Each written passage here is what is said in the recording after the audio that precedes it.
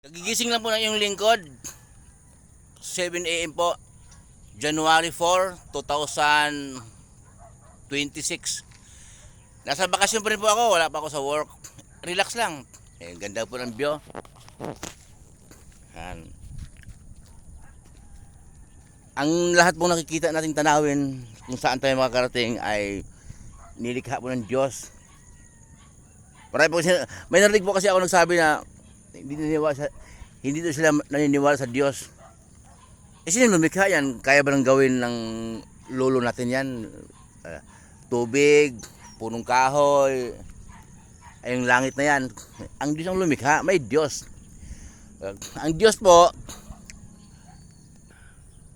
po mula noon hanggang ngayon, nagpapadala ng mga tao sa mga lugar upang maghayag ng kanyang salita. Dahil nais ng Diyos, lahat ng tao ay makakarinig ng kanyang salita. Nais ng Diyos, ang lahat ng tao ay maligtas. Okay? Kasi po ang Diyos ay pag-ibig. Yun. Kapag inibig mo natin ang Diyos, siyempre kapag inibig natin ang Diyos, iibigin din natin ang ating kapwa. Okay? Kasi po, ang Diyos ay pag-ibig eh. Iniibig niya tayo.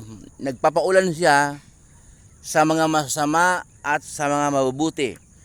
Pinapasikat ng Diyos ang araw sa mga masama at sa mga mabubuti. Kaya ang Diyos ay pag-ibig. Kapag inibig mo ang Diyos, kapag inibig natin ang Diyos, ay iibigin din natin ang ating kapwa. Okay. Paano po ibigin kapwa? Paano gaya ng susunod ka sa maturo ni Jesus. Ayaw sa'yo ng kapwa mo.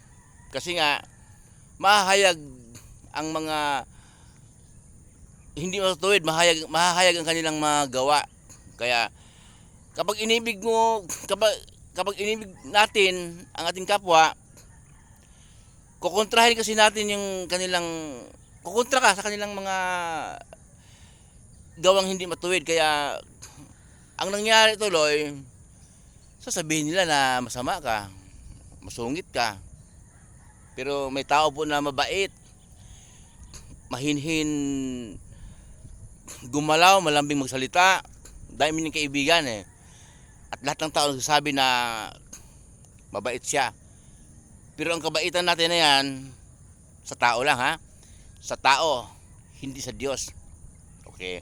Pero kung inibig mo ang Diyos, ibigin mo yung tao, kukontrahin mo rin yun. Pagsasabihan din siya na mali yan. Kaya magagalit sa atin. So, hindi mo nawaan yun ng tao. Kasi ang Diyos ng daigdig ngayon, si Satanas. Pero ang Diyos Ama makapangyarihan sa lahat ang lumikha ng daigdig. Mababasa po natin sa Pangalawang Korinto 4:4 na ang Diyos ng daigdig ngayon si Satanas. Kasi po, mas sinusunod natin ang gusto ni Satanas kaysa gusto ng Diyos. Kaya po ganon. Kaya kung talagang inibig natin ang ating kapwa, dahil ang Diyos ay pag-ibig, sabihin natin kung nagkamali ako, kung inibig mo ang Diyos at inibig mo ang kapwa mo, sasabihan mo ako na mali yan, hindi mo ako uuyunan. Gaya ng mga kahit saan tayo makakarating, mayroong huy, mali yan eh, may asawa ka na eh. Nanliligaw sa dalaga. Kung babae noon, huy, may asawa ka na tapos nagpapaligaw ka. Mahal mo siya, kaya mo sinabihan, pero magagalit sa'yo. Mga nangungupit, mga nagnanakaw, sabihan mo, pakialamero ka eh. Kaya ayaw sa'yo ng tao. Pero hindi mo alam na kaya mo siya sinabihan, inibig mo siya. Sabi ni Jesus, magmahalan kayo gaya ng pagmamahal ko sa inyo. Gaya ha? Si Jesus ang sabi, hindi yung nagmamahalan kayo, nagkadibilupan kayo, pareho kayo may asawa, naging kabit mo tuloy siya. Hindi gano'n ha.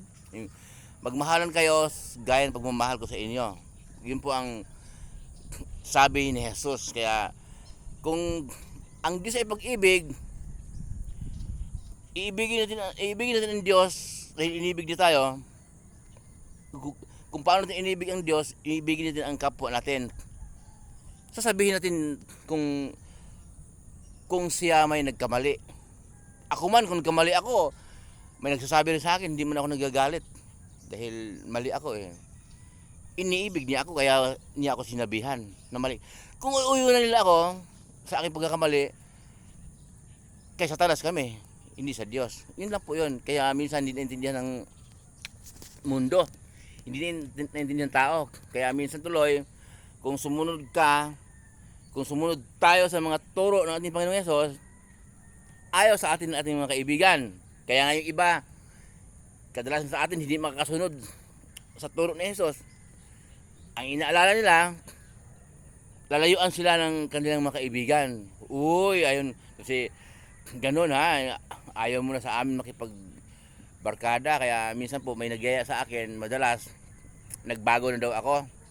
Okay. Hindi po ako nagbago, nag-mature lang. Ang totoo noon, mas mahal ko kayong lahat kaysa noon at ngayon, mas mahal ko kayong lahat ngayon. Okay.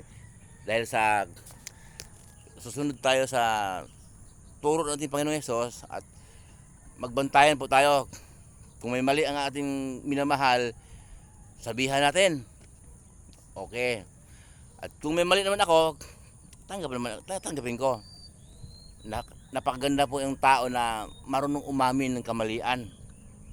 At kahit gaano kakagwapo, kahit gaano kakaganda, kung hindi ka marunong umamin ng kamalian, napakapangit mo.